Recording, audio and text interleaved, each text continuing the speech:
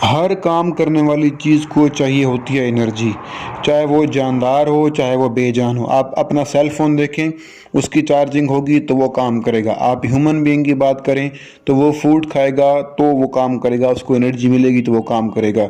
अब जो फूड है उसमें से एनर्जी निकालनी कैसे है, या जानदार के अंदर चूँकि जानदार सेल्स का बना हुआ है तो सेल के लेवल पे एनर्जी कैसे निकालनी है, एनर्जी कैसे पैदा करनी है, वो कैसे होगा, उसके लिए हर एक सेल के अंदर एक मशीन फिट है, एक ऑर्गेनेल मौजूद है जिसको बोलते हैं माइटोकॉन्ड्रिया। वो माइटोकॉन्ड्रिया सेल का पावर है, उस सेल को एनर्जी देगा। आज हम डिस्कस करने वाले हैं इसी स्ट्रक्चर के बारे में जिसको आप माइटोकॉन्ड्रिया कह रहे हैं। तो चलें स्टार्ट करते हैं।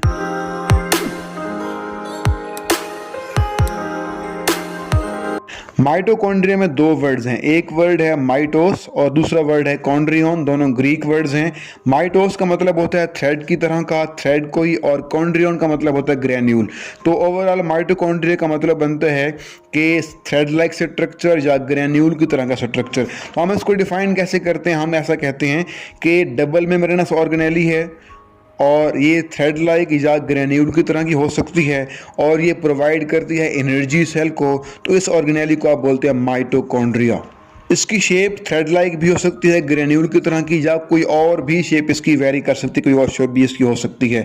इसकी जो तादाद है वो डिपेंड करती है सेल के ऊपर कि सेल को एनर्जी की डिमांड कितनी है। जिस तरह अगर हम रेड ब्लड सेल्स की, मैमल्स के जो रेड ब्लड सेल्स हैं उनके अंदर माइटोकॉन्ड्रिया बिल्कुल नहीं होते, because they don't need any energy. अगर आप मसल सेल्स की बात करें, उनको एनर्जी रिक्वायर्ड है, उनके पास ज़्यादा माइटोकॉन्ड्रिया मौजूद होंगे।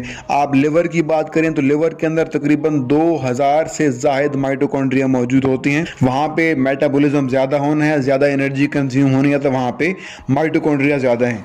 इसका जो साइज है वो, इसका डायमीटर है 0.5 to 1 माइक्रोन मीटर इसका डायमीटर होता है, जबकि जो उसकी लेंथ है वो 7 माइक्रोन मीटर इसकी लेंथ होती है। ये तमाम यूकैरियोटिक सेल्स के अंदर मौजूद है। अब हम बैक्टीरिया की बात करते हैं, उसके पास चूंकि न्यूक्लियस नहीं है, वो प्रोकैरियोटिक ऑर्गेनिज्म है, तो उसके पास एनर्जी का सोर्स कोई और होगा, माइटोकॉन्ड्रिया वहां मौजूद नहीं होगा। नेक्स्ट चलते हैं हम इसके स्ट्रक्चर की तरफ। स्ट्रक्चर समझे जरा इसका। सबसे जो बाहर आपको नजर आती है वो इसकी कहलाती है outer mitochondrial membrane, outer membrane. ये एक आम सेल मेम्ब्रेन की तरह है, मतलब इसके पास फास्फोलिपिड्स मौजूद होंगे, प्रोटीन्स मौजूद होंगी, लिपिड्स की डबल लेयर मौजूद है, दरमियान में प्रोटीन के मालिक्यूल, जो भी फ्लूइड मोज़ेक मॉडल में आपने पढ़ा हुआ है वो सारी चीजें उसी तरतीब के ऊपर ये माइटोकॉन्ड्रिया वाली आउटर मेम्ब्रेन बनी हुई है। तमाम छोटे मालिक्यूल्स जो साइटोप्लाज्म के अंदर मौजूद हैं वो इस मेम्ब्रेन से पास हो सकते हैं, जबकि जो बड़े मालिक्यूल्स हैं उनको पास होने के लिए कोई प्रॉपर चैनल, कोई प्रॉपर रास्ता चाहिए होगा। ओके, इस आउटर मेम्ब्रेन के बाद जो सेकंड पार्ट आता है उसको बोलता है इंटर मेम्ब्रेन स्पेस। ये स्पेस है, खाली जगह यहाँ पे होती है। इसको आप जो है वो बोलते हैं पेरी माइटोकॉन्ड्रियल स्पेस भी कहते हैं, या इसको आउटर कंपार्टमेंट भी कहते हैं। इसके अंदर मैंने चूंकि बताया कि जो आउटर मेम्ब्रेन है वो परमिएबल है स्मॉलर मालिक्यूल्स के, तो तमाम स्मॉल मालिक्यूल्स जो साइटोप्लाज्म के अंदर मौजूद हैं उनकी वही मिकदार, उसी तरह की उनकी कंसंट्रेशन मौजूद होगी इंटर मेम्ब्रेन स्पेस में। ओके, इस इंटर मेम्ब्रेन स्पेस के बाद दूसरी मेम्ब्रेन आती है जिसको आप इनर मेम्ब्रेन कहते हैं। जो इनर मेम्ब्रेन है इसकी कंपोजिशन और इसका स्ट्रक्चर थोड़ा सा डिफरेंट है आउटर मेम्ब्रेन से। जिस तरह आउटर मेम्ब्रेन परमिएबल थी स्मॉल मॉलिक्यूल्स के, तो ये इनर मेम्ब्रेन परमिएबल नहीं है। यहाँ से सिर्फ सिलेक्टेड चीजें अंदर जा सकती हैं, उनके प्रॉपर चैनल्स हैं, प्रॉपर उसका पाथवे होगा और वो चीजों को वहां से उठा के अंदर ले जाएंगे। इनर मेम्ब्रेन बड़ी होती है। जो इनर मेम्ब्रेन है उसका जो एरिया है वो ज़्यादा होता है as compare to outer membrane. क्यों? क्योंकि इनर मेम्ब्रेन जो है वो फोल्डेड है अंदर की तरफ, उसने स्पेसिफिक फोल्डिंग्स बनाई हुई हैं और उन फोल्डिंग्स को आप नाम देते हैं क्रिस्टी का। इन क्रिस्टी के अंदर वाली साइड पे यहाँ पे कुछ पार्टिकल्स मौजूद हैं, ग्रैन्यूल्स मौजूद हैं, और इनको आप बोलते हैं F1 पार्टिकल्स। क्या बोलते हैं इनको? These are the F1 particles. और ये स्ट्रक्चर्स हैं, कुछ मालिक्यूल्स यहाँ पे इकट्ठे होते हैं। इनका जो मेन काम है वो है ATP सिंथेसाइज करना, ATP बनाना। ये ATP कैसे होता है, क्या होता है, ये हम आगे थोड़ी देर में देखते हैं। नेक्स्ट हम मूव करते हैं फिफ्थ कंपोनेंट की तरफ, जो कि इसका मैट्रिक्स है। अब ये मैट्रिक्स क्या है? इस इनर मेम्ब्रेन के अंदर जितना भी यहाँ मटेरियल आपको नज़र आ रहा है लिक्विड फॉर्म में, इस सारे को बोलते हैं मैट्रिक्स। ये लिक्विड फॉर्म में है, इसके अंदर प्रोटीन्स बहुत ज़्यादा मौजूद हैं। माइटोकॉन्ड्रिया में जितनी भी प्रोटीन्स हैं उन प्रोटीन्स का 2/3 हिस्सा यहाँ मैट्रिक्स के अंदर मौजूद है। इसके अंदर एंजाइम्स मौजूद हैं और बाकी बहुत सारी फंक्शनल प्रोटीन्स हैं जिन्होंने डिफरेंट यहाँ पे काम करवाने हैं। इसी मैट्रिक्स के अंदर इसका अपना डीएनए मौजूद है माइटोकॉन्ड्रिया का। ये डीएनए सेल के डीएनए से अलग होता है।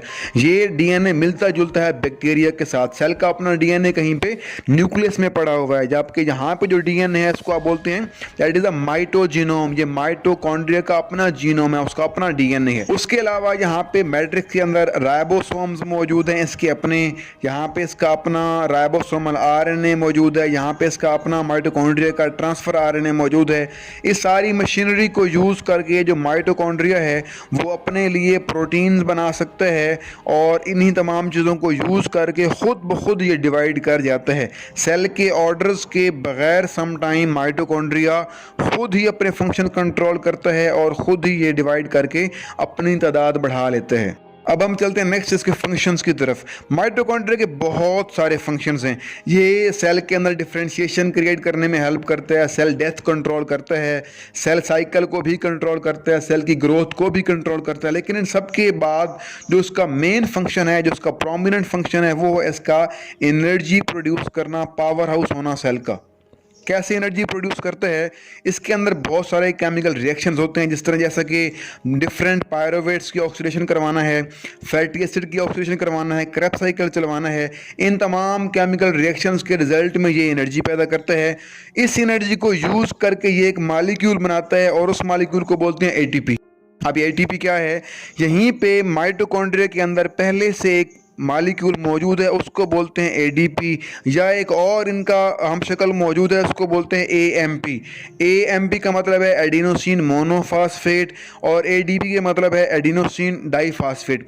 अब जो मोनोफॉस्फेट मतलब कि उसके साथ एक फॉस्फेट जुड़ा हुआ है, जबकि जो डाइफॉस्फेट है वहाँ पे 2 फॉस्फेट मौजूद हैं। अब जो माइटोकॉन्ड्रिया वो क्या करते हैं, इसी मैट्रिक्स में बहुत सारे फॉस्फेट अलग अलग मौजूद होते हैं इनऑर्गेनिक फॉर्म में। डिफरेंट केमिकल रिएक्शन जो मैंने ऊपर बताए हैं उनके करने से वहाँ से एनर्जी रिलीज होती है। उस एनर्जी को यूज़ करके माइटोकॉन्ड्रिया में मौजूद एटीपी सिंथेज एंजाइम्स क्या करते हैं, एडीपी के साथ एक फास्फेट लगा देते हैं और ये बन जाता है एडिनोसिन ट्राईफॉस्फेट एटीपी, या एएमपी के साथ 2 फास्फेट लगा देते हैं और ये भी क्या बन जाता है, एटीपी एडिनोसिन ट्राईफॉस्फेट। और ये जो एटीपी है ये हमारी एनर्जी करेंसी है। अब ये एटीपी बन चुका है, यहाँ से निकल के सेल में जाएगा और जहाँ कहीं भी सेल के अंदर एनर्जी की ज़रूरत होगी यही एटीपी टूटेगा और इसके टूटने से एडीपी बनेगा, इसके टूटने से एएमपी बनेगा और उसमें जो एनर्जी स्टोर है वो यूज़ होगी। एनर्जी कहाँ पे स्टोर है? इसके अंदर जो एडीपी के बाद जो नया फॉस्फेट हमने ऐड किया है, तो पहले से फॉस्फेट मौजूद था और नया फॉस्फेट हमने ऐड किया है, उन दोनों में बांड बनेगा। ये एक डिफरेंट टाइप का कोवेलेंट बांड है, इसको टिल्डी बांड कहते हैं और इसके अंदर एनर्जी स्टोर होती है। जब ये बांड टूटेगा तो यहाँ से एनर्जी रिलीज होगी और उस एनर्जी को सेल यूज़ करेगा।